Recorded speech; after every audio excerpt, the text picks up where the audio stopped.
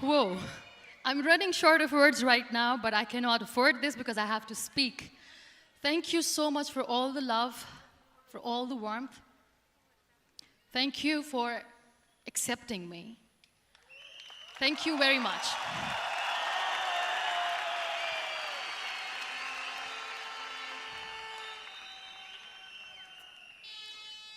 Well, I always start my talk with a disclaimer. And that disclaimer is that I've never claimed to be a motivational speaker. Yes, I do speak, but I feel more like a storyteller because wherever I go, I share a story with everyone. Well, it is a story of a woman whose perfectly imperfect life made her who and what she is today. It's the story of a woman who, in pursuit of her dreams and aspirations, made other people realize that if you think that your life is hard and you're giving up on that because you think your life is unfair, think again. Because when you think that way, you are being unfair to your own self. It's the story of a woman who made people realize that sometimes problems are not too big. We are too small because we cannot handle them.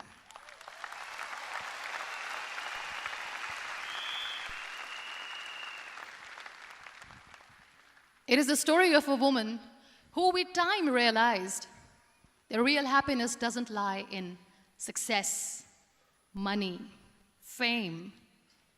It lies within. Real happiness lies in gratitude. So I am here, and I'm going to share the story of that woman. That is my story. The story of gratitude.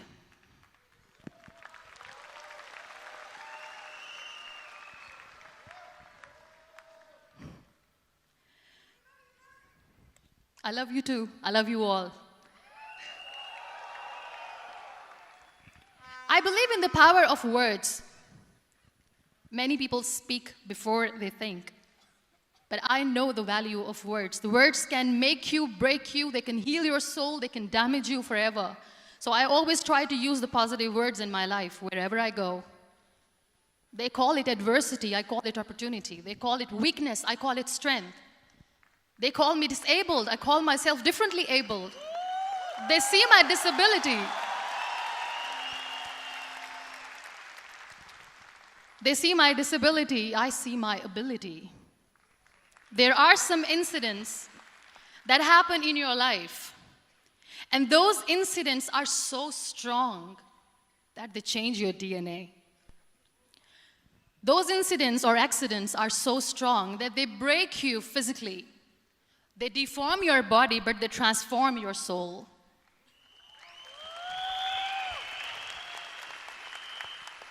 Those incidents break you, deform you, but they mold you into the best version of you. And the same thing happened to me. And I'm going to share what exactly happened to me. I was 18 years old when I got married. And this thing I'm sharing for the very first time on an international level. I was 18 years old when I got married. I belonged to a very conservative family, a Baloch family, where good daughters never say no to their parents. My father wanted me to get married. And all I said was, if that makes you happy, I'll say yes. And of course, it was never a happy marriage. Just about after 2 years of getting married, about 9 years ago, I met a car accident. Somehow my husband fell asleep and the car fell in the ditch. He managed to jump out, saved himself. I'm happy for him. But I stayed inside the car and I sustained a lot of injuries. The list is a bit long. Don't get scared. I'm perfectly fine now. Radius ulna of my right arm were fractured. The wrist was fractured. Shoulder bone and collarbone were fractured. My whole rib cage got fractured. And because of the rib cage injury, lungs and liver were badly injured.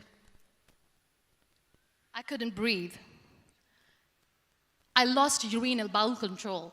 That's why I have to wear the bag wherever I go. But that injury that changed me and my life completely as a person and my perception towards living my life was the spine injury. 3 vertebrae of my backbone were completely crushed, and I got paralyzed for the rest of my life. So this accident took place in a far-flung area in the outskirts of a very small province, Balochistan, where there was no first aid, no hospital, no ambulance. I was in the middle of nowhere in that toppled car. Many people came to rescue. They gave me CPR. They dragged me out of the car. And while they were dragging me out, I got the complete transection of my spinal cord. And now there was this debate going on. Should we keep it here? She's going to die. Where should we go? There is no ambulance. There was this 4-wheeler Jeep standing in the corner of the street. They said, put her in the back of the Jeep and take her to the hospital, which is 3 hours away from this place. And I still remember that bumpy ride. I was all broken. They threw me at the back of the Jeep and they rushed me to the hospital. That is where I realized that my half body was fractured and half was paralyzed. I finally ended up in a hospital where I stayed for 2.5 months. I underwent multiple surgeries. Doctors have put a lot of titanium in my arm. There's a lot of titanium at my back to fix my back. That's why people in Pakistan call me the Iron Lady of Pakistan.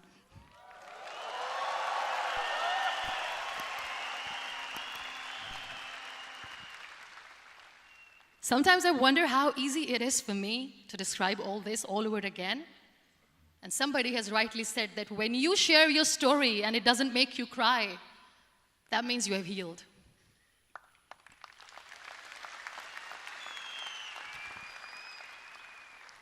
Those 2.5 months in the hospital were dreadful. I will not make up stories just to inspire you. I was at the verge of despair. One day, doctor came to me and he said, well, I heard that you wanted to be an artist, but you ended up being a housewife. I have a bad news for you. You won't be able to paint again because your wrist and your arm are so deformed, you won't be able to hold a pen again. And I stayed quiet. Next day, doctor came to me and said, your spine injury is so bad, you won't be able to walk again. I took a deep breath and I said, it's all right. The very next day, doctor came to me and said, because of your spine injury and the fixation that you have in your back, you won't be able to give birth to a child again. That day, I was devastated. I still remember, I asked my mother, why me? And that is where I started to question my existence. Why am I even alive? What's the point of living? I cannot walk, I cannot paint, fine. I cannot be a mother. And we have this thing in our heads, being women, that we are incomplete without having children. I am going to be an incomplete woman for the rest of my life. What's the point? People are scared. They think I will get divorced. What is going to happen to me? Why me? Why am I alive? We all try to chase this tunnel. We all do this because we see light in the end of the tunnel, which keeps us going. My dear friends, in my situation, there was a tunnel that I had to roll on, but there was no light. And that is where I realized that the words have the power to heal the soul. My mother said to me, this too shall pass. God has a greater plan for you. I don't know what it is, but He surely has.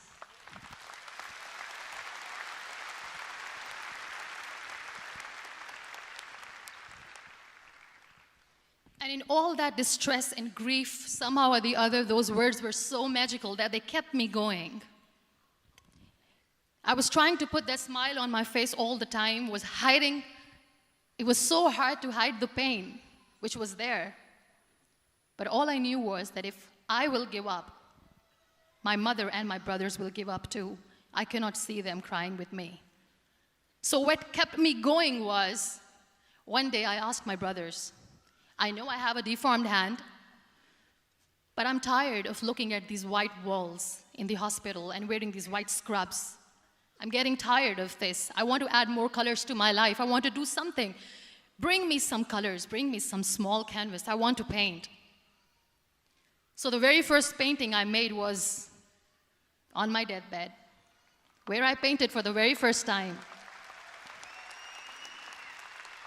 It was not just an art piece or just my passion. It was my therapy. What an amazing therapy it was. Without uttering a single word, I could paint my heart out. I could share my story. People used to come and say, what lovely painting, so much color.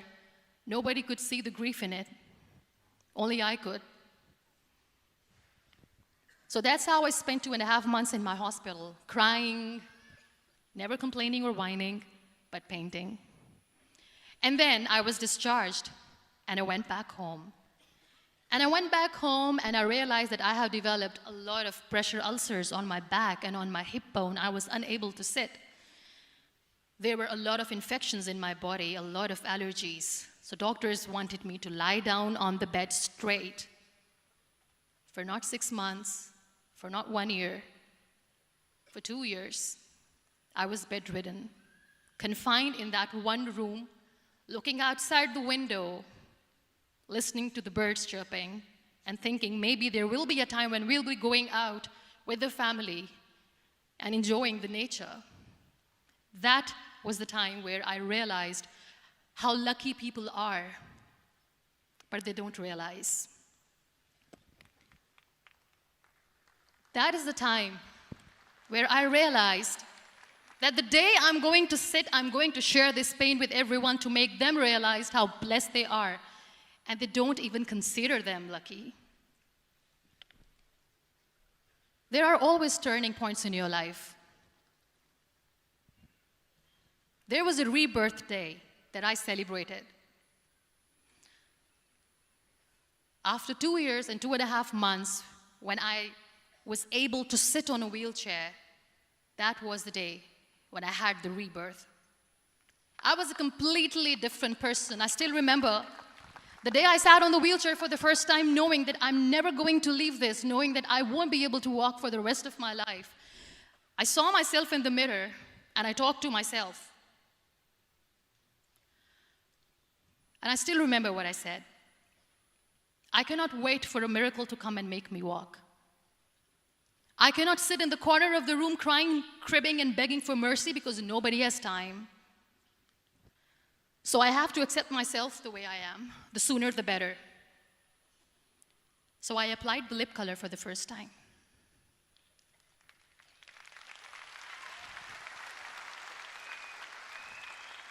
And I erased it. And I cried. And I said, what am I doing? A person on a wheelchair should not do this. What will people say? Clean it up. Put it again. This time I put it for myself. Because I wanted to feel perfect from within.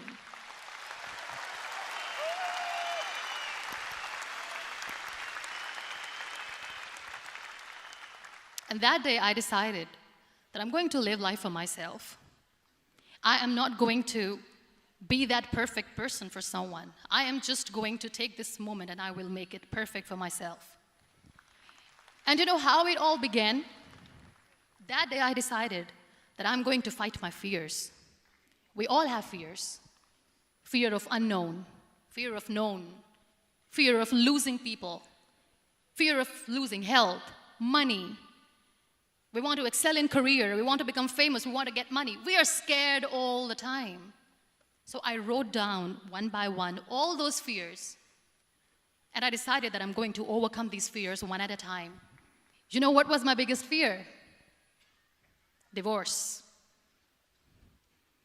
I couldn't stand this word. I was trying to cling on to this person who didn't want me anymore, but I said no. I have to make it work. But the day I decided that this is nothing but my fear, I liberated myself by setting him free. And I made myself emotionally so strong that the day I got the news that he's getting married, I sent him a text that I'm so happy for you and I wish you all the best. And he knows that I pray for him today.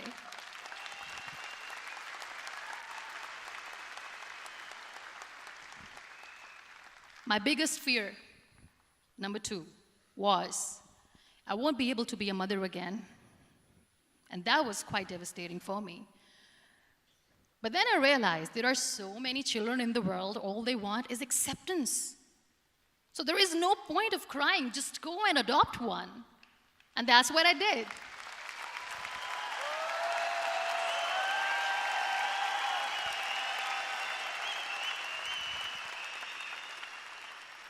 I gave my name in different organizations, different orphanages. I didn't mention that I'm on a wheelchair, dying to have a child. So I just told them that this is Muniba Mazari and she wants to adopt a boy or girl, whatsoever, but I want to adopt a kid. And I waited patiently.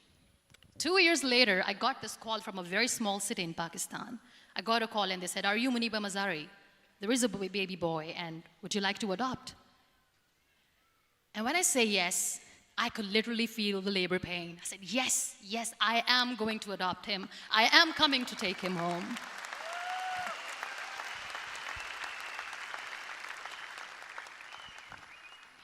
And when I reached there, the man was sitting and he was looking at me from head to toe. And in back of my head, I kept thinking that, oh my God, he's going to say she's on the wheelchair, she doesn't deserve it. How is she going to take care of him? And I looked at him and I said, do not judge me because I'm on the wheelchair. But you know what he said? He said, I know you will be the best mother of this child. You both are lucky to have each other.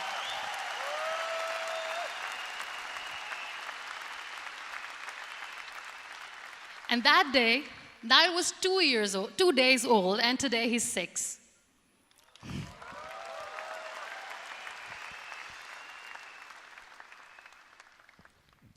You'll be surprised to know another bigger fear that I had in me.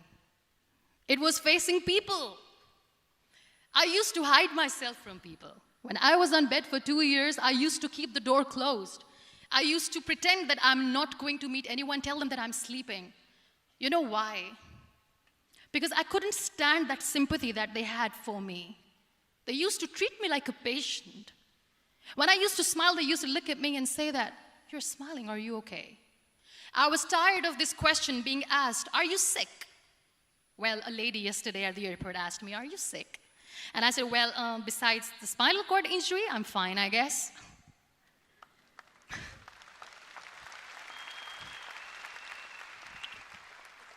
But those are really cute questions. They never used to feel cute when I was on the bed. So I used to hide myself from people, knowing that, oh my God, I'm not going to see that sympathy in their eyes. It's all right. And today I'm here speaking to all these amazing people because I have overcome the fear.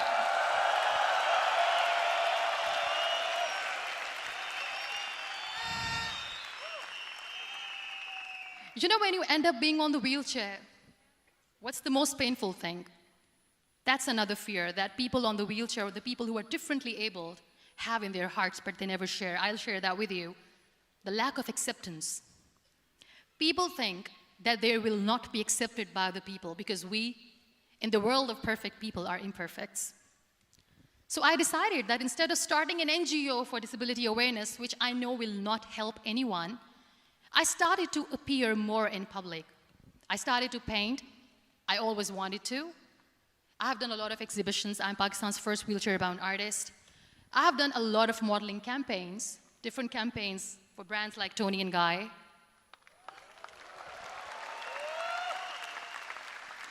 I have done some really funny, breaking the barriers kind of modeling.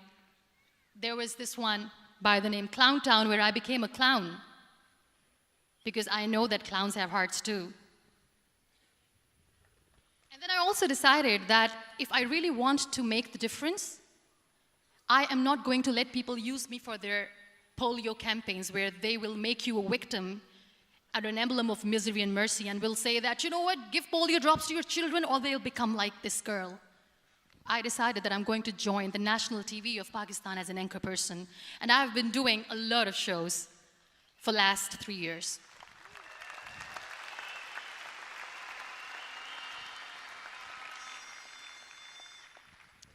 So when you accept yourself the way you are, the world recognizes you. It all starts from within. Thank you. I became the National Goodwill Ambassador for UN Women Pakistan, and now I speak for the rights of women, children. We talk about inclusion, diversity, gender equality, which is a must. I was featured in BBC 100 Women for 2015. I'm one of the Forbes 30 under 30 for 2016. And it all didn't happen alone. You all are thriving in your careers. You have bigger dreams and aspirations in life. Always remember one thing. On the road to success, there is always we, not me. Do not think that you alone can achieve things. No. There is always another person who is standing behind you, maybe not coming on the forefront, but behind you, praying for you and supporting you. Never lose that person. Never.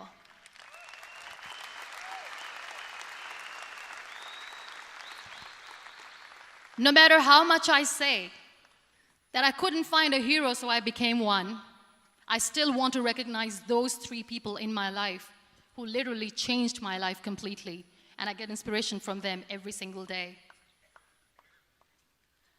Waleed Khan.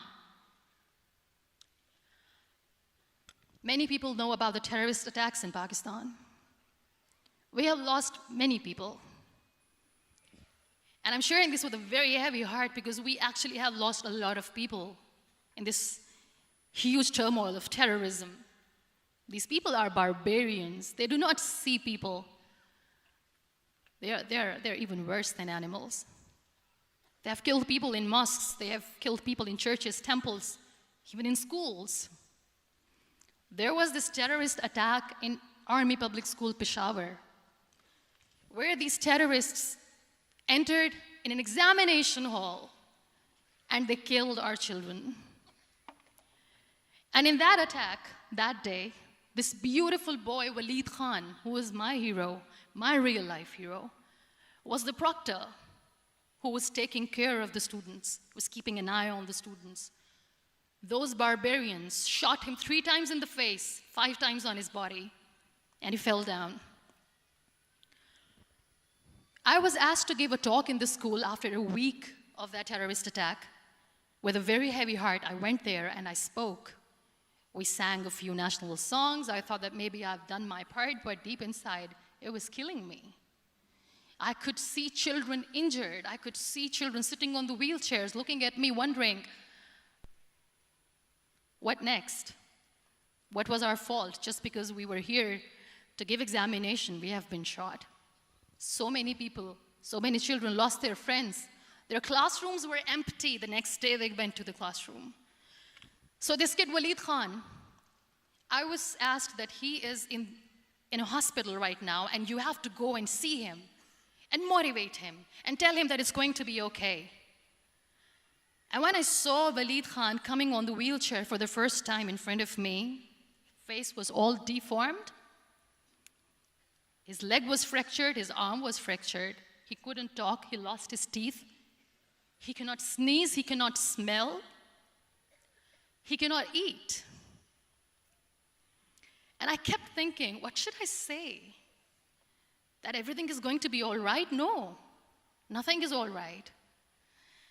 And while I was juggling with the words, what to say, what not to say, this beautiful child, Waleed Khan, came to me and he said, "Are you Muniba Mazari?" I said, "Yes." He said, "Baji, let's take a selfie."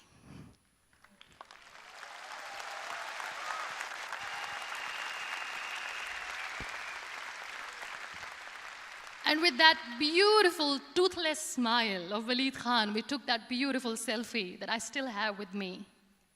I don't share that here because he was in a very bad shape that time. And that is where I realized that when I was thinking too much about his deformities, he's happy with himself. He doesn't even care. Because today he goes in the same school, and when somebody asks him that what happened to your face, why so many scars, you know what he says? "These scars are my medals and I wear them with pride."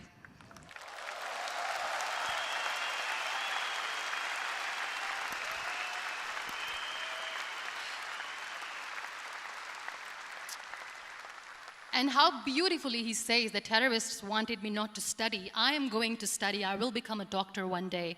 And this is my way of taking revenge from those terrorists. Another real-life hero, of course, my son. His name is Nile, N-I-L-E, River Nile. I learned so much from this kid. The first and foremost thing is patience. How to be patient when you know that your mother cannot walk, when you know that your mother is different from the other women, when you know that your mother cannot go out and play with you, how to stay calm. He loves football. And when we got the very first football, he was 4 years old. He was super excited. I still remember he came in the room and he said, "Mom, let's play football." And he kept the ball in my feet. And he said, "Let's kick it." And that day I felt disabled. I said, "I cannot kick the ball." And I was down with the same face. He looked at me and he said, "Well, that's all right. Your legs are not working, but your hands do. Let's play catch the ball."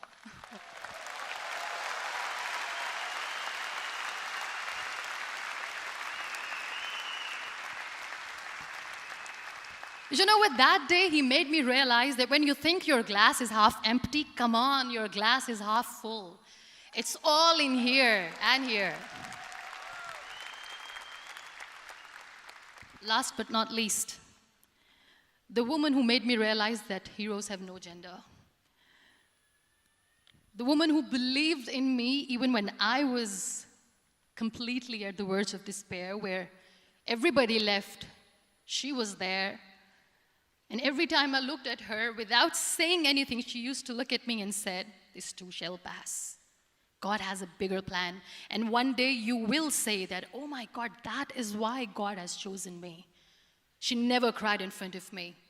She has always said that there will be haters, there will be naysayers, there will be disbelievers, and then there will be you proving them wrong. My mother.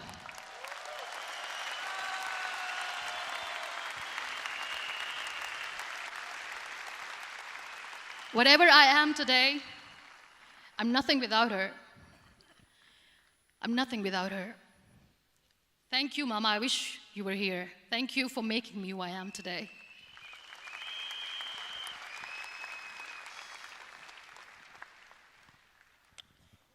You know what? We human beings have a problem. Out of many problems, there is one more, and this is self-created one. We always expect ease from life. We have this amazing fantasy about life. This is how things should work. This is my plan. It should go as per my plan. If that doesn't happen, we give up. So my dear friends, let me tell you one thing. I never wanted to be on the wheelchair. Never thought of being on the wheelchair. I was always aspiring to do bigger things, but had no idea that for that I have to pay the price to be where I am today. It's a very heavy price. This life is a test and a trial, and tests are trials are never supposed to be easy. So when you're expecting ease from life, and life gives you lemons, then you make the lemonade, and then do not blame life for that, because you were expecting ease from a trial. Trials make you a stronger, better person. Life is a trial, and with time you realize that.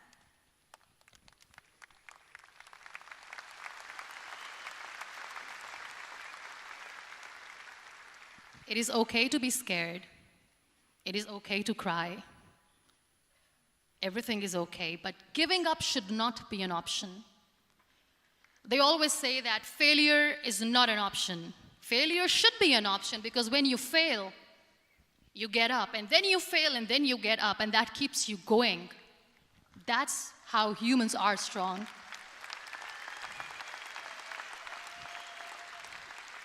Failure is an option, should be an option, but giving up is not. Never. We have this thing in minds. We call it perfection. We want everything perfect. We want ourselves to be perfect. There is this image in our head about everything.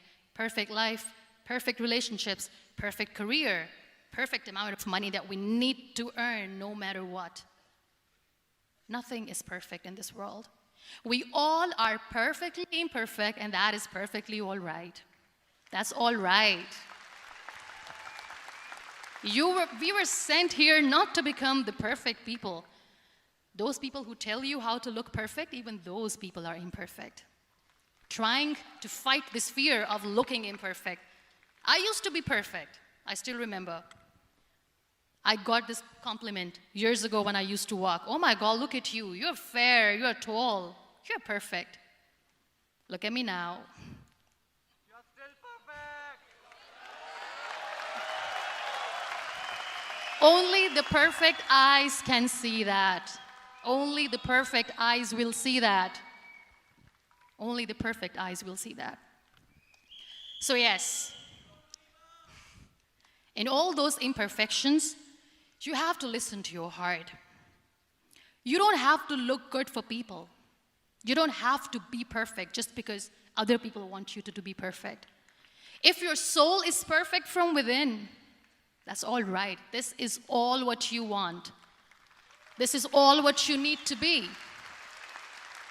Our society has made very weird kind of norms to look perfect and great. For men, it's different. For women, it's different. We think too much about what people say. We listen to ourselves too little. You know what makes you perfect? When you make someone smile. You know what makes you perfect? When you try to do something good for the people around you. You know what makes you perfect? When you feel someone's pain. And how beautiful pain is that it connects you with people. No other medium can connect you with others but pain. That's why I always say that I'm in pain, and that's a blessing in disguise for me. Today, just because I'm in pain and I'm on the wheelchair, I work for children. Being the head of CSR for a company, we conduct medical camps in far-flung areas of Pakistan where so many kids die because they don't have medical facilities. And I personally believe just because they cannot afford to live doesn't mean we'll let them die. So we give them money, we give them medical treatment, we try to heal their wounds, physical and emotional. And I also work for the beautiful people, we call them third gender, the transgender community of Pakistan. You know what connects me with them? All my imperfections. When I go and I hug them, they never judge me. And this very good friend of mine, her name is Bijli. Bijli means electricity. She calls herself electricity. And I said, are you electricity? She says, no, I'm lightning. I'm as strong as lightning. Because we have very bad power outage, so she doesn't want me to call her electricity. So she says, I am very strong. I'm thunder, I'm lightning. She came to me, and the first time I hugged her, she said, you are just like me. And I said, yes, I am like you. Because to people, we are so imperfect. So how beautiful these imperfections are, that because of these imperfections, you can connect with people. Then why are we all running after being perfect? What's the point?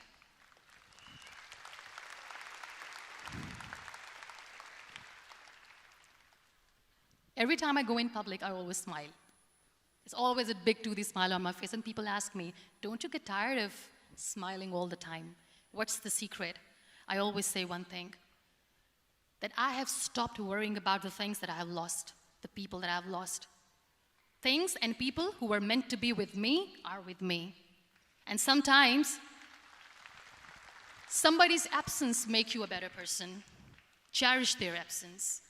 It's always a blessing in disguise. I always say that people are so lucky they don't even realize. You must be thinking, okay, you're lucky in what sense? Well, the breath that you just took was a blessing. Embrace it.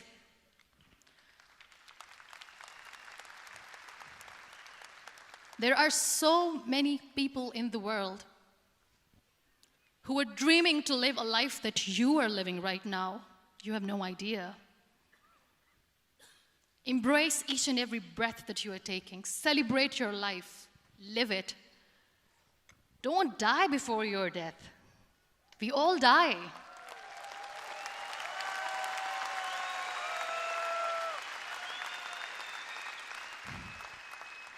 We live this one routine of a day for 75 years and we call it life. No, that's not life. If you're still thinking why you have been sent here, if you're still juggling with the concept of why you are here, you haven't lived yet. You work hard, you make money, you do it for yourself. That's not life. You go out, you seek for people who need your help, you make their lives better. You become that sponge which can absorb all the negativity, and you become that person who can emit beautiful, positive vibes. And when you realize that you have changed someone's life, and because of you, this person didn't give up, that is the day when you live. Always.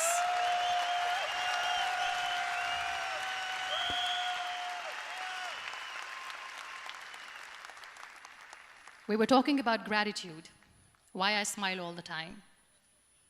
I cry all night when nobody sees me, because I'm a human and I have to keep the balance. And I smile all day because I know that if I will smile, I can make people smile. That keeps me going.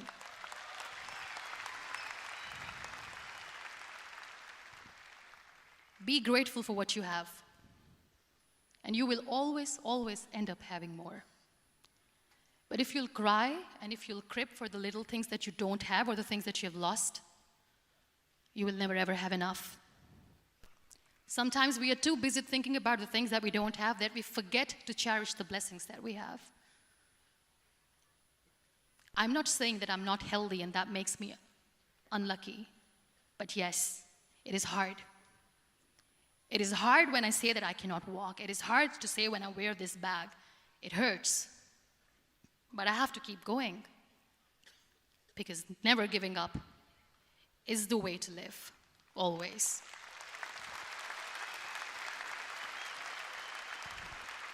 So I'll end my talk on a very short note. Live your life fully. Accept yourself the way you are. Be kind to yourself. Be kind to yourself. I'll repeat, be kind to yourself, and only then you can be kind to others. Love yourself and spread that love. Life will be hard. There will be turmoils, there will be trials, but that will only make you stronger. Never give up. The real happiness doesn't lie in money or success or fame.